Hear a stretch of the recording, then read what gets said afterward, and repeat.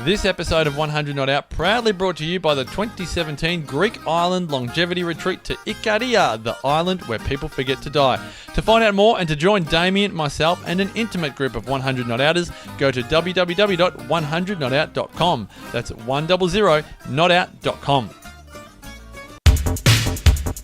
TheWellnessCouch.com, streaming wellness into your lives. Welcome to 100 Not Out, featuring your hosts Dr. Damien Christoph and Marcus Pearce.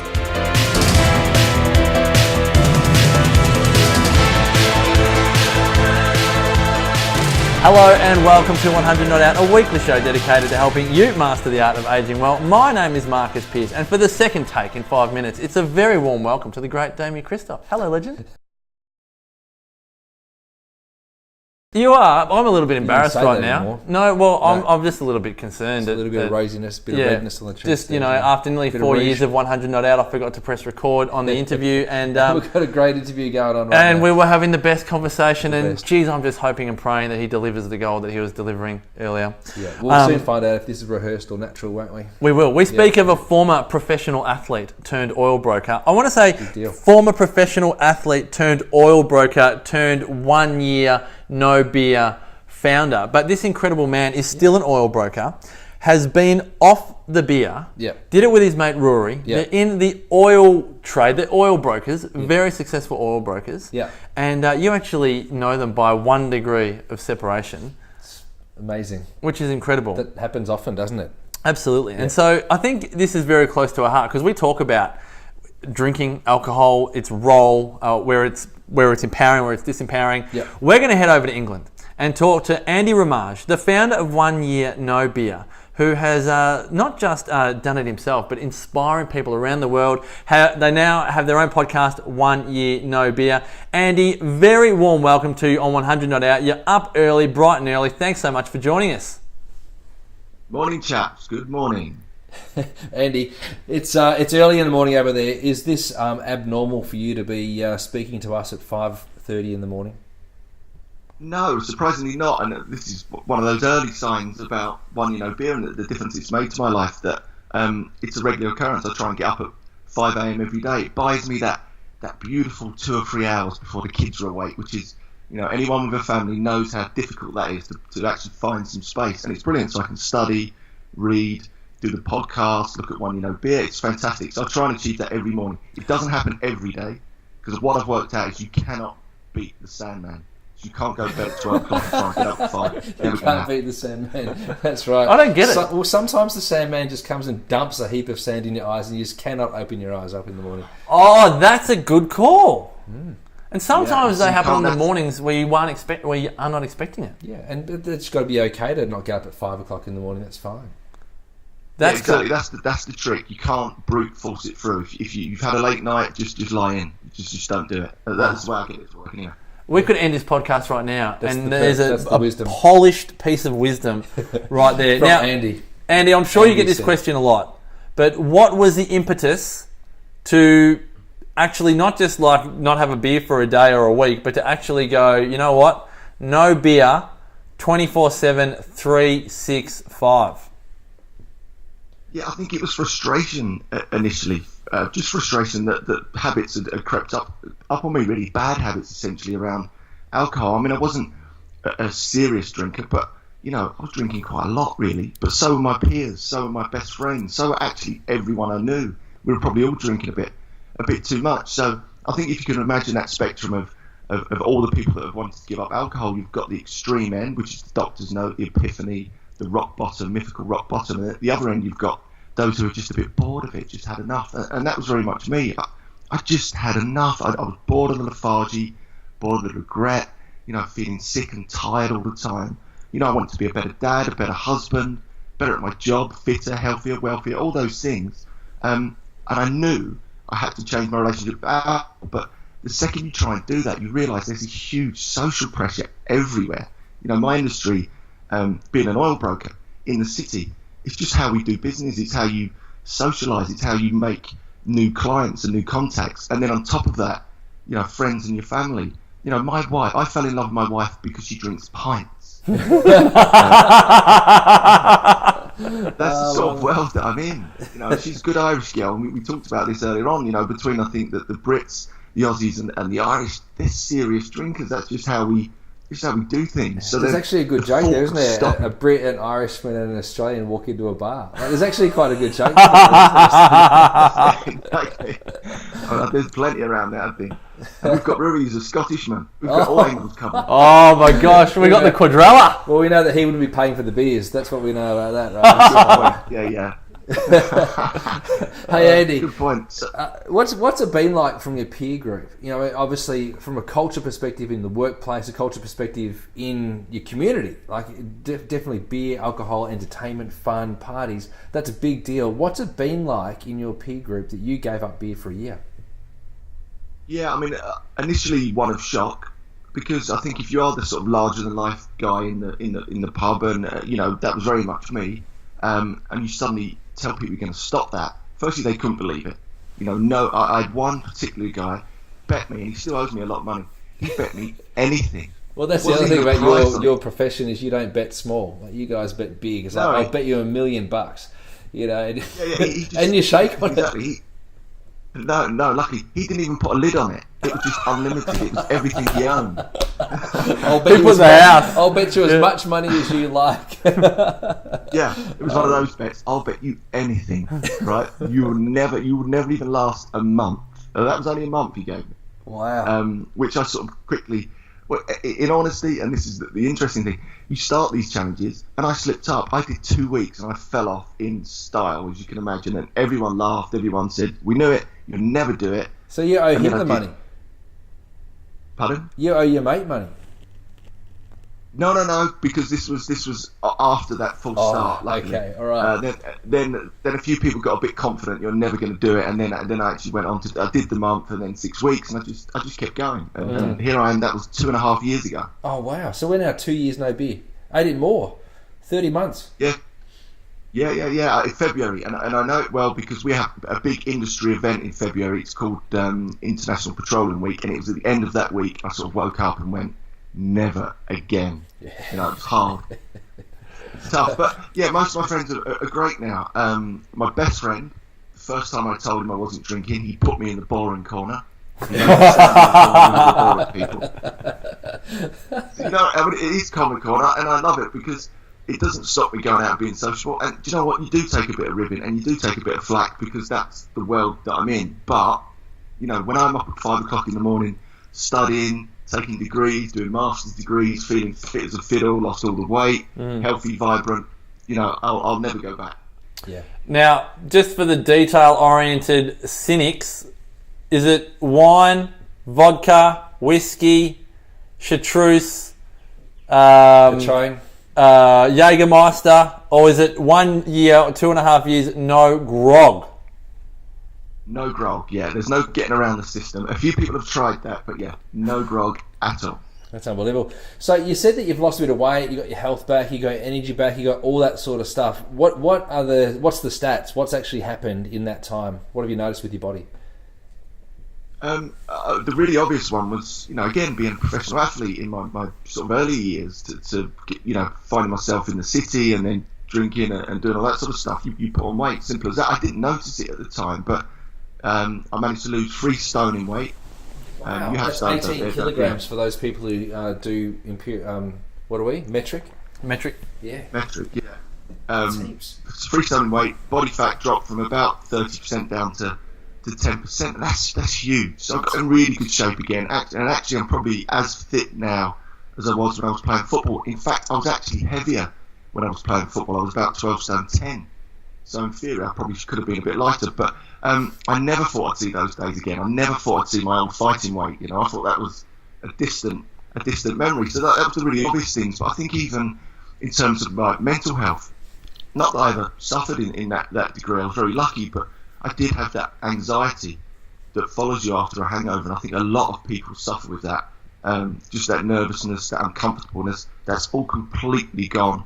And just all the general health bits that spiral, I think, on the back of that. Now, meditate, yoga, do all those sort of things are just so good for you. And the reason a lot of this happens is because it's not just giving up the alcohol, it's not just the calories in the alcohol, it's the fact that all of a sudden, when you stop drinking, you're not phoning in sick to your PT instructor with some rubbish excuse because basically you've got a hangover. I reckon hangovers must account for 99% of all flakes on PT instructors, spin classes, whatever it is, because we all do it, we know we do. But suddenly when you take that out of the equation, you get these really good run of exercising. And plus I changed my diet as well. My diet's pretty much vegetarian, almost vegan now, which again, for a big meat-eating salad dodger, is a massive change. That's huge. So gone are the chips. Not having the chips, no more shepherd's pie, no more, what's that, the pie with the... Anyway, none of that stuff that comes with a pint of Guinness. So that's a big shift. It's a massive change. So, it must be unbelievably motivating to continue to do that.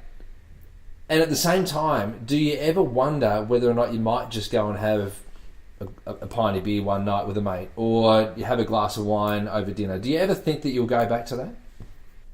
No, that's a really good question. And only recently, a really good friend of mine decided he was going to moderate. He'd spent a long time alcohol-free, and said, I've got this under control. Again, as I mentioned earlier on, I wasn't coming at this from someone who had this drastic problem that was forced to stop or told he had to stop. I decided to do it myself off my own back.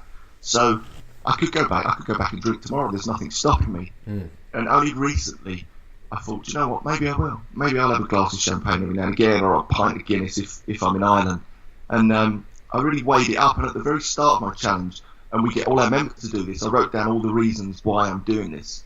And I sort of dusted that off, and I read them out, and within 30 seconds of reading all those reasons, I thought, I'll probably never drink again. It offers me nothing.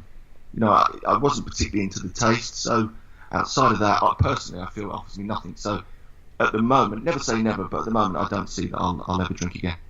Wow. Now it's the thing. It's quite a. I don't want to mention this too much, but it's quite close to home for myself, because I think I went 5 years without a drink, Andy, and was vegetarian and vegan for a time as well. So it's very close to home. But I do think I'd love to know from the movement perspective. When I say the movement of 1 Year No Beer, I mean you've really done a great job in sharing this movement with the world. You've been in Mind, Body, Green. You're really starting to transcend cultures. For those people that are really curious as to, who's it for? I mean, like you said, you weren't forced to stop drinking. I know there's people listening that enjoy a drink every now and again.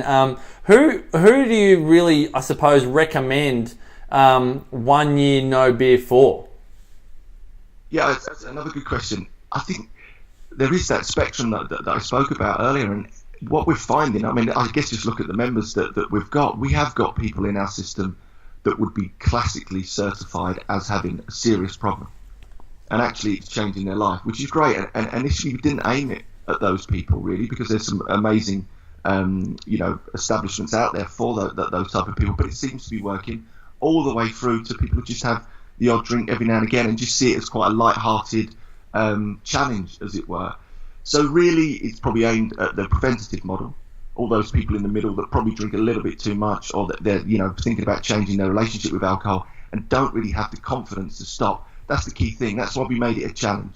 We wanted to give people the excuse to stop, because as we discussed earlier, there's so much social pressure around this. It's very difficult for people to walk up to friends and family and say, I don't want to drink tonight. And often that's just not a good enough excuse. As terrible as that is, it's true. So it's really aimed at those people to give them an excuse so they can say, do you know what, I'm on a challenge. That's all it is. It's just a challenge. I'm going to do 30 days or 90 days.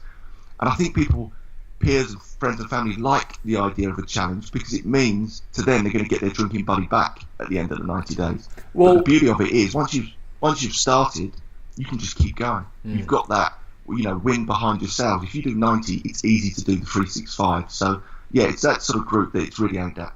I was speaking to a family friend at a function the other day, and she is just about to finish really 1 year no beer or 1 year no alcohol, doing it in the calendar year. And she said, I've really enjoyed my year of no alcohol. I feel great. My body's different, my energy and all the rest of it.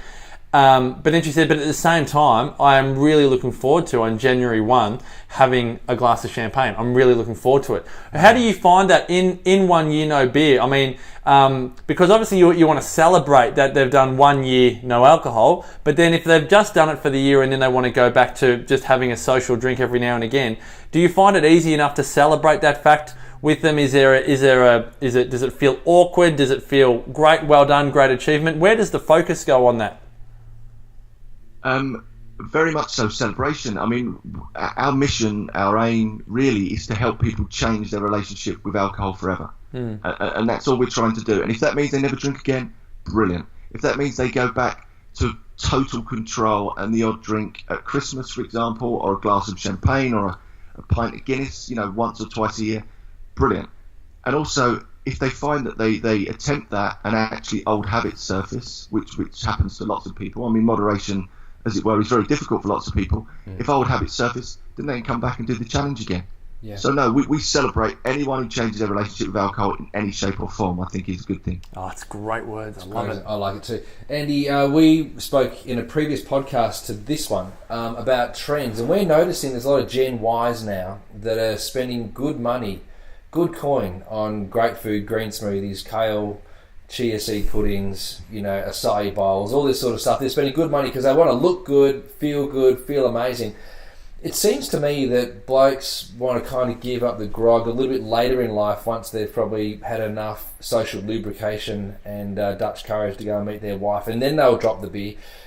Are we finding there's a shift now with Gen Ys kind of getting on board earlier and going, you know what, I'm going to get a better relationship with alcohol than what my older colleagues or family members have done? Are we seeing younger people doing this, or is it still, blokes at late 30s, early 40s, doing this sort of thing? Well, actually, again, it's really interesting because the millennials or the Gen 1s, as you say, are drinking far less. Yeah. Peak booze was in 2004. Really? Wow. Yeah. Right. So the trends are coming I was in peak booze. It's all based around, we could do a whole podcast on that, but around advertising, that's when the real peak of the advertising was around alcohol, and I think that's why they're starting to curb that. But yeah, peak booze was in 2004. Millennials, Gen 1s, drinking far, far less, which is really exciting. I think there's a huge tipping point about to come, really. I think people are becoming aware of actually what alcohol's doing to them. This sort of fun, happy-go, pastime is actually causing them a lot of problems. So no, the Gen 1s are brilliant, and I even see it in our industry. You see the younger guys, the sort of 18-year-old types, are drinking far less. As you say, much more body conscious, want to be fit, want to be healthy. They're the type that will go out and have one or two, rather than you look at that sort of 30-plus band of the guys that are still, sitting in the pub all day long. So yeah, there's definitely a trend. There's a tipping point of less drinking, and it's really being brought through by the Gen 1. Without wanting to risk this being a double episode, is the lowered alcohol consumption, is there any evidence to suggest that illicit drug use has risen at the same time that alcohol use has gone down? From what I understand, no. And I think very much, from, worldly experience, they very often go hand in glove. I think alcohol is definitely the leader into illicit drugs many of the time, especially in the city. Stereotypical drugs, cocaine and whatnot. I think they very much flow around alcohol. I think if you take alcohol out of the equation, I could only guess, I don't know this for a fact, but I would say the use would go down a lot. Interesting. Andy, you were recently featured in Mind Body Green, and you spoke about 7 key tips that people could do to ensure that their 1 year no beer was successful.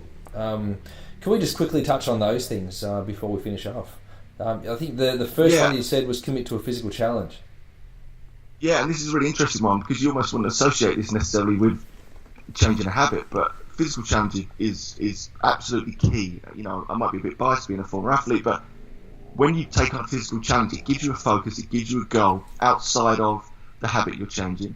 You can see your body change. You actually get a real sense that what you do makes a difference. So when we say physical challenge, it's not about taking on Everest necessarily. All it is about pushing yourself beyond your current limits. That could be a 1K walk to climbing Everest. So a physical challenge is really important for us. The second one that you've mentioned here, and we spoke about it earlier, is remember that one slip up doesn't mean you're back to square one. So I think people understand that message, that just when you fall down on the canvas, you are allowed to get back up. But what about number 3? Don't just get rid of bad habits, replace them with good ones. Yeah, I mean, we use a lot of the science behind habit change, and you've got the trigger, which is obviously your trigger moment to play the routine of the habit, and then you've got your reward. So what we try and do is you keep the trigger, you keep the reward, you just change the routine. For example, 6 o'clock in the evening could be your trigger to go to the pub with the lads, drink alcohol, that's the routine. Reward is the social environment. So what we try and do is say keep the trigger, keep the 6 o'clock, keep the social environment, but just change the routine. Two really quick things you could do. You could either go for a spin class, or you could go to a Barry's boot camp. You still get that social engagement, but you're not in the pub. Or you could just go to the pub and swap your alcoholic lager for non-alcoholic lager. Bitters, So lime, it's and all soda. about getting clever. That's it. That's right. When I started studying to be a naturopath, because I'm a naturopath as well, and I did that 20 odd years ago, people would say to me, "You want a drink?" And I go, "No, I can't have a drink. I don't drink." And I used to cop an absolute ribbing, because back in 1992, that just wasn't cool to do, and so I copped it. But had I been able to say, "Can't, guys, I'm on a challenge," do you reckon that might have helped? Yeah, I think so. It does. For the reasons I mentioned a bit before, that I think people don't mind a challenge. They almost leave you alone a bit. They're used to Tough Mudders and triathlons and marathons, and we sort of think this is just one of those to add to that list, if you know what I mean. And there's always a sense they're going to get you back. They're going to get their drinking buddy back. And again, which people like, and which I love, because it gives people a chance to get out of the blocks. And once you've got a month or 6 weeks under your belt, you've got that confidence to say, do you know what, I'm just going to keep going. And people get used to it. So no, a challenge is really important, and I think it allows people to get out the starting blocks, basically. So number 4 is tell people you're on a challenge. Number 5, you've mentioned make a list of all the reasons you want to quit, which is really important for owning why it is that you're doing it. Number 6 is a good one to talk about. Keep planning, then plan some more. You've mentioned it to a point, but do you want to share with people some of your tips on planning to succeed with this? Yeah, it sounds over the top, but from my own experience, unless you really put the effort in to think about where you're going, especially in the early stages, where you're going, do they serve non-alcoholic lager? Plan what you're going to drink if they don't have non-alcoholic lager. I've been tripped up so many times, you wouldn't believe. I've been queuing up at the bar, I've got my sparkling water in mind, I'll reach the bar person would say to me those immortal words, and you smell the ambience, you can smell the lager, the crisps and sparks. There's a girl there wearing a cougar top. Yeah, exactly. Right. They'd bark at you those immortal words through the crowd. What do you want? And I would respond, pint of lager, please. I can't tell you how many times that happened. And when it does, you just start to doubt yourself. You think, oh my God, maybe I've got this problem, this disease. But actually, when I start to look into psychology, you're behaving perfectly normal. You're just running these autopilot habits. And that's why it's so important to plan to stop those moments happening. Yeah, absolutely. The final point was focus on mindfulness. Could that be a tip when you're out at places to be mindful of what you're doing, mindful of where you are? Because mindfulness is thrown around quite a lot. A lot of people are being told they've got to focus on being more mindful. What do you mean there? Yeah, again, mindfulness is everywhere at the moment. So, well, 2 things really. I mean, there's the actual practice of mindfulness, which we try to introduce. We don't call it mindfulness. We try to do it very stealth-like, just to bring awareness. I think bringing awareness to your habits, because so many of these things run subconsciously, as I just mentioned a minute ago. Yeah. As soon as you can actually start to see what you're really doing, how you're behaving, what you're drinking, what it's actually doing to you. Yeah. So 2 levels really. There's the actual practice of mindfulness itself, and the actual just being mindful of your habits. I think is so important. Oh, there's so much wisdom in there, Andy. Just a lazy 5,500 shares on Mind Body Green for taking a break from the booze. Congratulations on what you've done. Again, your gift to humanity is absolutely sensational. We can't thank you enough for what it is that you've been able to contribute and really inspire people. I mean, 1 year no beer, 1 year no grog. It is a wonderful, as Andy said, a wonderful challenge. So, Andy, thanks again. And as we like to wish every single member on 100 on out, may the rest of your life, Andy Ramage, continue to be the best of your life. Thanks, guys. It's absolutely brilliant. Thank you. Thanks, Andy. Hey, I want a challenge. I'm going to do a physical challenge here to a couple of my mates. Cameron Hayes, Brent Kirchner. It's 1 year no grog. Wow. You've named them. Yeah. There you go, boys. I bet they don't accept it. But let's see how we go. There is the challenge. Thanks again for your support of 100 Not Out. For more information, go to thewellnesscouch.com/100 Not Out. We will put the link to the Mind Body Green article in the show notes as well. For more info on Damien, go to DamienChristoff.com. Myself, MarcusPearce.com. For 1 Year No Beer, go to OneYearNoBeer.com. And as always, continue to make the rest of your life the best of your life. This has been a production of TheWellnessCouch.com. Check us out on Facebook and join in the conversation on Facebook.com/TheWellnessCouch. Subscribe to each show on iTunes and check us out on Twitter. The Wellness Couch, streaming wellness into your lives. Whilst the Wellness Couch presenter endeavored to provide accurate and helpful information to their listeners, these podcasts cannot take into account individual circumstances and are not intended to be a substitute for health and medical advice from a qualified health professional. You should always seek the advice of a qualified health professional before acting on any of the information provided by any of the Wellness Couch podcasts.